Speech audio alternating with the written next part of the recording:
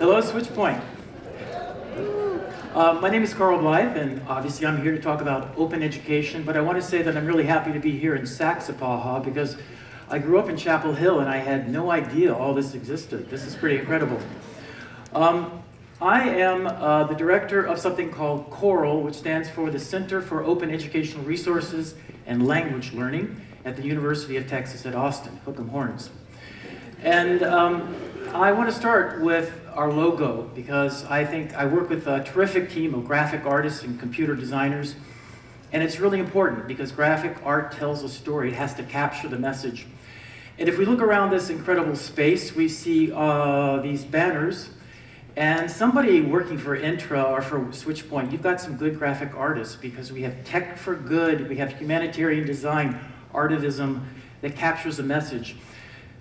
Here, I really like our logo because it's kind of zen. It is an acronym within an acronym. So OER is the center of our center. It's all about open educational resources. And the L, the two L's, remember, language learning. So I am, by training, a linguist. I work with anthropologists and linguists to produce materials to teach languages.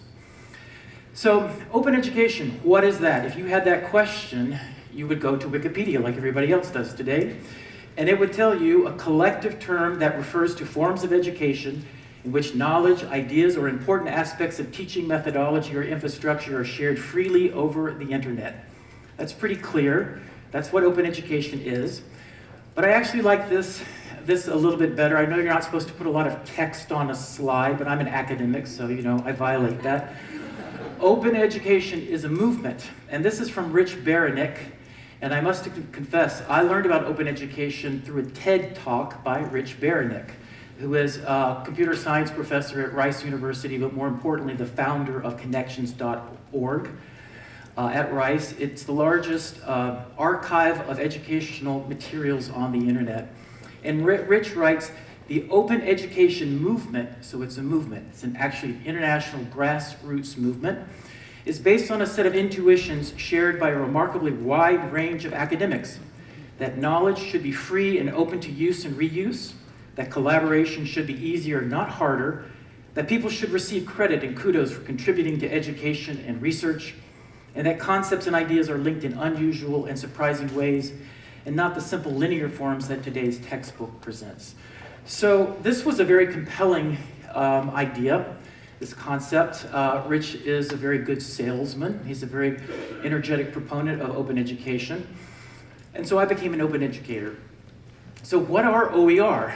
Well, in 2002, there was a meeting at UNESCO. Remember, this is an international movement. And they were talking about informal learning and how the internet has really changed education in a powerful way. And we needed to update materials. We needed more flexible, dynamic materials to reflect this more flexible, dynamic learning environment. And they coined the term OER, Open Educational Resources. So we're talking about free materials for anybody to use, but importantly, with permission to go in and change them. And that changes everything. So when I say OER, what am I talking about? Anything in education. Textbook, courseware, activities, classroom plans, quizzes, really anything you can use. In fact, this PowerPoint is an OER, and I've licensed it. You can use it, you can borrow it, it's on SlideShare. So when I use the word open, I mean really two things. I mean free access. That means we put things on COERLL, we produce content, we put them on the internet for the internet public, which is the world. No passwords, no fees. But it's not just free in that sense, it also means it's 4R enabled. I talk about 4R pedagogy. So that means you have the right to reuse it, to copy it, to redistribute it because you want to copy it for somebody else, to revise it, and to remix it, to mash it up. Those 4 R's are also known as violations of copyright. What enables OER? How can we produce them? Well, I've just given you 4 here. Open licenses is key, and I'll be talking about that, Creative Commons licenses, because they give you actual permission to share. It makes this legal. There's copyright, I'm going to be talking about copyleft today. So the open standards, communities have common ground, ways of talking about something. These are our standards. And we're talking about ways of building in designing materials for sharing. Technology, that's a no-brainer. You click on the share button and you disseminate your media. And of course, very importantly, OER they grow up in a community of practice. So they're made by a community for the community. Now, in the open education movement, there's a discussion about the sense, the meaning of the word free. And actually, there's OER, or open education, is related to the open source movement. And there was this saying, free as in free beer, but free also as in free speech. So it has both of those senses. Yes, it's free, and free beer is great, but we're really talking about rights. You have a free right, the right to education. So I mentioned that what we're really trying to do is have a legal system for sharing intellectual content. And what makes this happen really is CC. So you've seen the C in the circle, that's copyright.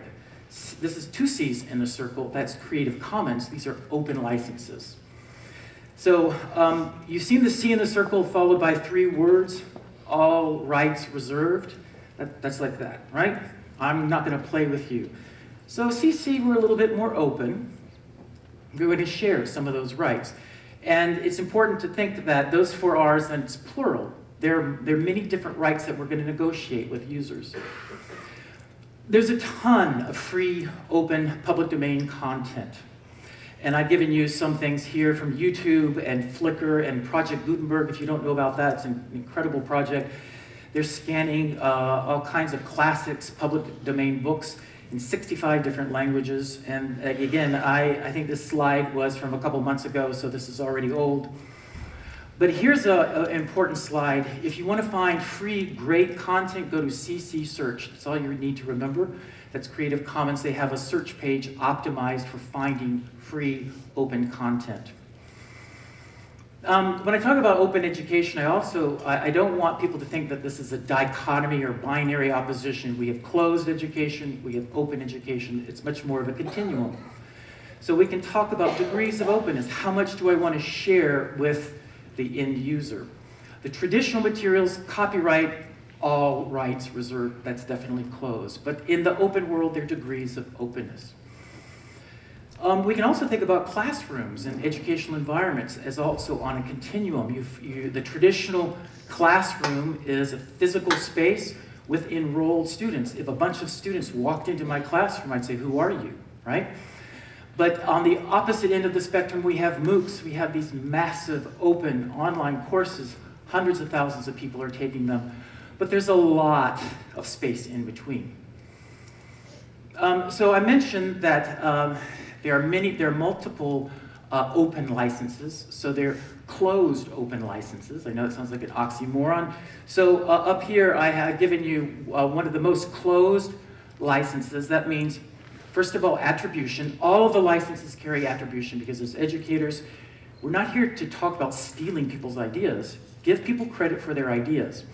But this license up here says no derivatives. I just want you to use this as is, and no commercial. So I don't want you to make a profit.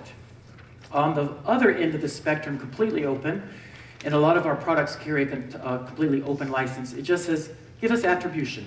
If you think you can make a profit, great, go ahead. If you want to make derivative copies, that's fine. Mash it up, do whatever you want to with it. So let me give you a couple of exemplars. We produce all kinds of materials, open textbooks. Textbooks, a typical beginning foreign language course at a university, $250. The typical American student, college student, spends $1,000 now in textbooks, which is incredible. It is tracked, it has gone up as much as tuition has.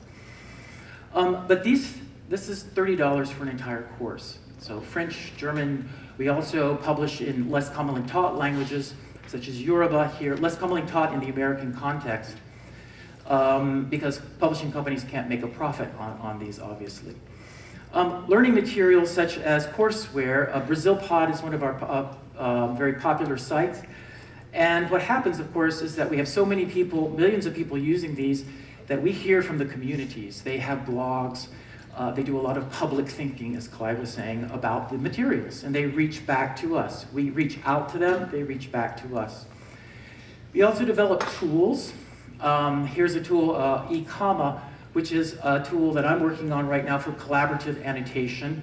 We have groups of people reading the same text as Clyde was talking about in his plenary talk. So a group of people annotating and sharing ideas around a text together. Open corpora. So this essentially is, in linguists, we send people out in teams to conduct interviews with people, and we have an archive, all video-based, audio, and we're training teachers how to use this archive, this open archive, for research purposes, but also for pedagogical purposes. They can create their own materials with this open database. But it's not just about language learning. Let me give you this example. It's from the Department of State. In fact, this was taken from a press release. Hillary Clinton, at her final day in office as Secretary of State, had a press conference to announce this project, the Open Book Project, which is a collaboration with the US government and the Arab League. And the idea is to produce materials in Arabic and primarily the STEM fields, so science and technology. I have, on my team, I have someone who used to work for Open Michigan. The University of Michigan has been a leader in the open education movement, and particularly in the School of Medicine and the dental school. They have together formed the African Health OER Network. The idea is, again, the same idea. They had created incredible materials for students at the University of Michigan in both their medical school and the dental school. They partnered then with two universities, one in Ghana and one in South Africa, and they said, let's localize this for the African context. And of course, it has grown and grown and grown, the African Health OER Network. Down the road a bit, Michigan State is a big ag school. They're doing something very similar, and they've created something called the Food Safety Knowledge Network. You might have heard of AgShare, which is partnered with OER Africa. It's exactly the same idea. The curriculum, the agriculture curriculum at Michigan State, then partners with other institutions in other cultures and other languages to repurpose and retread these materials. An important part, I think, of the Michigan State effort is they have something called the Translational Scholars Program, which is actually their graduate students from many different disciplines, kind of like SwitchPoint, people coming from many different disciplines to try to translate concepts across cultural and linguistic boundaries. So we've had about a decade now where we've been producing lots of OER, and we have high quality OER available in all kinds of disciplines, primarily in the sciences, as I've mentioned. This is something called the OER Research Hub that started 2 years ago, because now we're starting to gather data on the efficacy of OER. How does this change the learning environment? This is out of the Open University in the UK. They've been doing open education for 30 years, so this is not a brand new idea by any means. But the OER Research Hub, and this has been funded, this is a project funded by the Hewlett Foundation. The benefits of OER, in a nutshell, it has greatly lowered the costs from $250 for a beginning French textbook to $30 for the entire course. Much greater access. People, if they have internet access, and then you can, there are all kinds of interesting workarounds that people have developed. And as I mentioned, the materials, of course, are adaptable. And they're learner designed because they're often designed by the learners. The learners say, this isn't that great. I think I can suggest ways to change it. So it does improve the quality because of the crowdsourcing dimension. And that really goes back to this whole notion of community of practice. It's not an authoring team of 1 or 2 or 3 people, it's the crowd. So let me end by saying this quote I've taken off the website from Open Education Week, which basically publicizes open education, and it says, education sharing is probably the most basic characteristic of education. Education is sharing information, sharing knowledge, insights, and information with others, upon which new knowledge, skills, ideas, and understanding can be built. So I've become very passionate about open education. It has changed a lot of what I've been doing. And I looked at that quote last night, and I thought, well, this is really what SwitchPoint is all about, sharing ideas. That's fundamentally the concept. So I hope that I had a chance to talk to you a little bit more about what your interests are and how you can partner perhaps with open educators. Thank you.